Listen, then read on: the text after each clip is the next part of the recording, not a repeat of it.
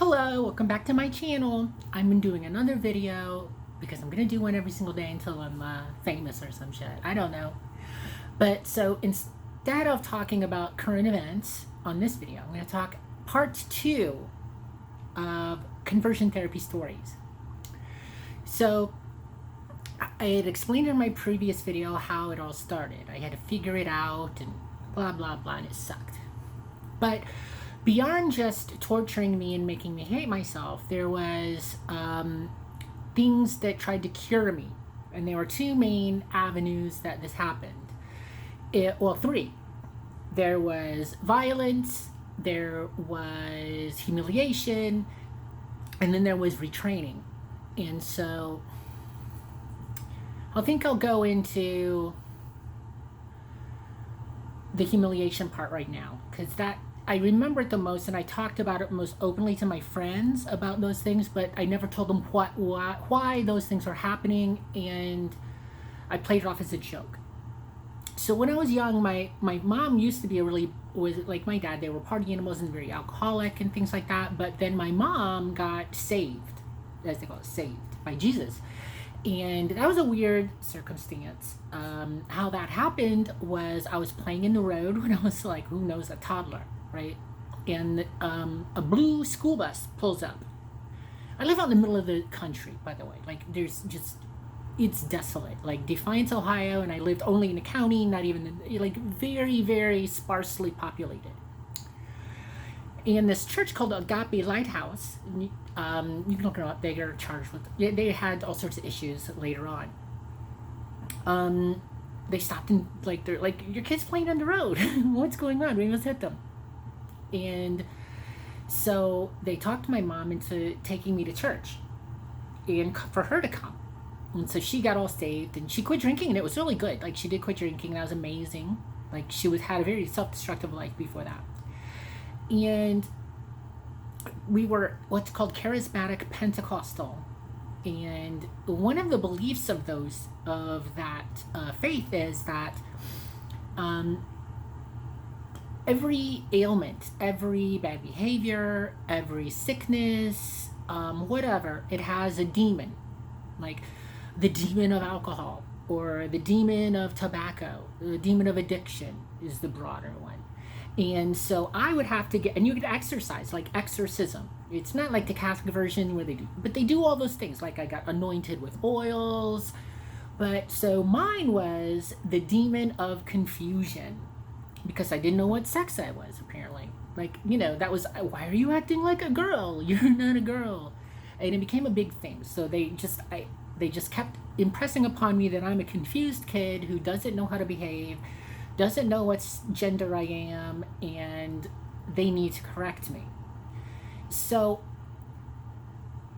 what would happen is that they would make a big spectacle weekly over me. Like, we would go every day. Like, we would go to the Sunday service twice on Sunday, go to Wednesday. We went almost every single day. And then we also did revivals, tent revivals. And that's where the girls get raped therapy happened. But I talked that about in another video. I don't want to talk about that one right now. But so what would happen is they would just build up to it. And they're like,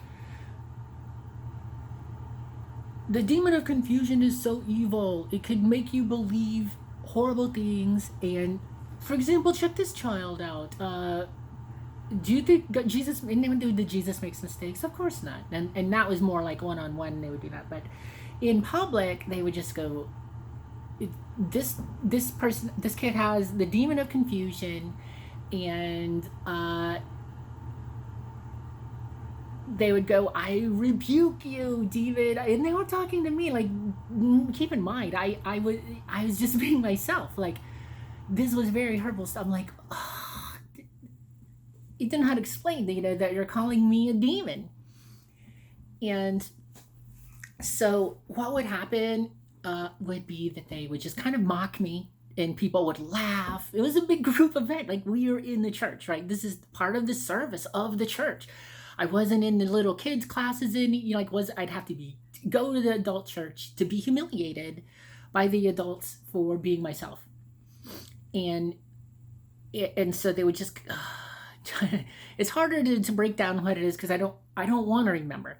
Anyway, so they would just kind of have this spectacle, and then they would the demon be gone, and they would punch me like they hit you, right? So part of what happens is people like in a charismatic church is that people speak in tongues. That it'll be really chaotic at times. It'll be bizarre. I found it very bizarre and scary. But what happens is you're supposed to get slain in the spirit, right? You're supposed to pass out and convulse and things. And I just was like, what? So, but a lot of that is just the expectation of what they would call the ushers and the people who catch you. And another part of it is because they punched you in the head. They just punch you in the head with the palm of their hand. And so he'd be like, demon, and cure this little kid of its horrible faggotry, and whatever they would say. And then he would be, demon, be gone, pow, right in the head. And then they would drag me to the ground. They would just grab me and I think it was like the expectation that I should fall down was so great in them that they would just throw me on the floor. And then you kind of hold me there, and the guy would get over me, demon, go, and he would throw me, he would just do, and it would last for, not super, not even a few minutes more than likely, but it felt horrible. And then the worse than that, if I didn't immediately look cured, like it was like, okay, did we cure you? Because they're expecting it, like you're supposed to get healed. And then I would not pass out, and they're like, you're a reprobate. And they would say that after a while, like after a while of me not being cured, because it started when I was 4. So that they ramped it up over time. But the exorcisms lasted for years. Years. I don't even know how many years, but it happened over and over and over. And it would be demon of confusion, demon of rebellion, demon of, you just name all the bad things. And I was that. And so like one time they tried to drag me down, and I didn't want to get down, and people just scowled at me. They just they wanted to beat me up. It felt like they were just I could feel the hatred on me in a church. I could just feel people's hate and judgment and disgust at me. Like I still I'm like, I don't understand. But okay, and then so that would be part of it. Like that would be a weekly thing. I would get the demon of confusion cast out, and then I'd be called a reprobate. That's like when you revel in your sin and you like say that you hate God. Like you're just saying, fuck you, Jesus. That's that's what reprobate means. I'd rather go to hell. And I mean, like you revel in evil. And so I didn't know what to think of that. I'm like, I would like every night, like you have no idea how incessantly I would pray to not be tormented in eternal hellfire forever. Like, oh my gosh, I was so scared of that because they would tell me that you're gonna suffer.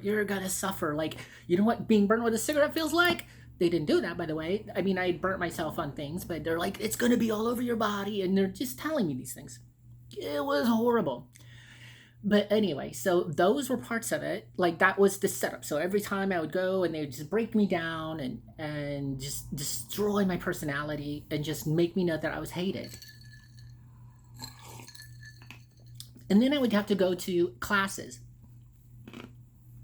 The classes started really quite early. They started at the same time as the thing, and they were just focusing on my manner. And it was really weird. Like, and it was weird what they focused on. Like, I didn't quite understand. So they didn't like how I sat. And that caused conflicts with other religious relatives because, they didn't want me to be too proper. And then we go to my aunt's house, who is Southern Baptist, because we were evangelical Pentecostal. Go to my aunt's house, and then they're like, don't be so proper, like at my home, and then we go to my aunt's, and my aunt's like, "Why are you slouching?" And I'm like, "Because I'm not. I'm supposed. Boys are slouchy assholes." That's what I thought. But one of the weird things I remember practicing, and I'll show you right now, was how to hold things, like hold cups. So I think, like, "Ooh, here's my cup." Ooh. And then they would have me practice. Like, I couldn't do that. I had to practice, like picking things up with my hands like this. And then I have to hold and manipulate a can like this, or whatever glass. I'd just be doop, pick it up, doop. And then I'd have to practice moving my thumb over, right? So my pinky really had to stay in place, and it forced my pinky to stay in place. So, boop, boop, boop, boop. And it really seemed meaningless, but it made me a blocky. They wanted me to be a robot, right? And that's how I kind of formed my robot idea, because that's how I became. I kind of programmed, like, I just felt like a robot. Like, I had a robot voice. The boy voice was just robot. Like, don't have emotions, talk like a robot. Don't move with fluidity, move like a robot. And then that's how I had to think of it, like, be a robot. And then, so, like, it just took forever for me to get that down, this whole concept. And it was very important for them. Ooh, I'm gonna practice more. It was very important to them, that I learned that. So that was one. How to, like, I didn't had to, like, if I ever crossed my legs, it couldn't be the girl version. It had to be the squared off boy version, where you go like this instead of like, it was just weird. And I had to get rid of my friends. Like, my last friend, I was allowed to have as a girl, like who was a girl, was my friend Danya, and we just kind of hooked up again. And like, we found each other on Facebook. Danya. Anyway, I love you. But she left in second grade, and she was the last friend that I had, and that was kind of like when, when it was ended. Like, I would say conversion therapy, like, the major part of the social dynamic that they had changed ended in second grade. Like, that's when I lost my last friend, and I had to just, the bullying and violence really began. And I'm just going to go into the violence part, because when I was very young, they wouldn't hit me so much. But then when I got into around third grade,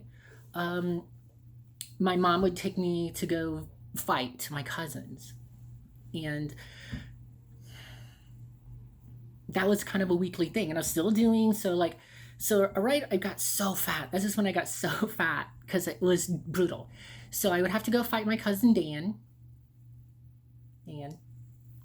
And he was just a horrible human. And I think he probably still is. I don't know. I hear his kids are cute. But he would just beat me up all the time, and it was so funny. Ha ha ha, faggot.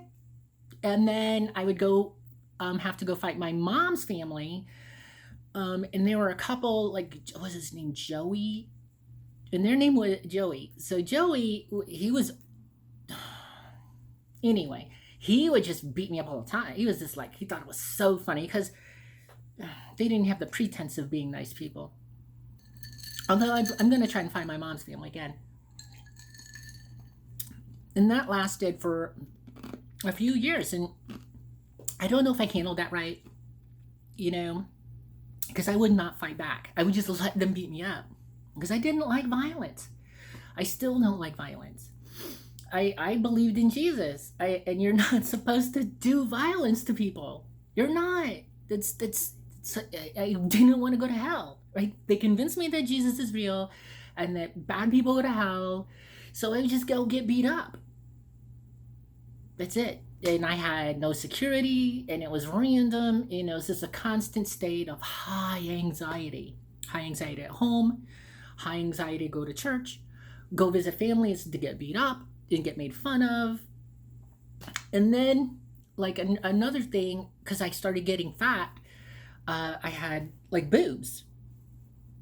like I've always had some boobs, but like, so then they would take turn, like it was so horrible that that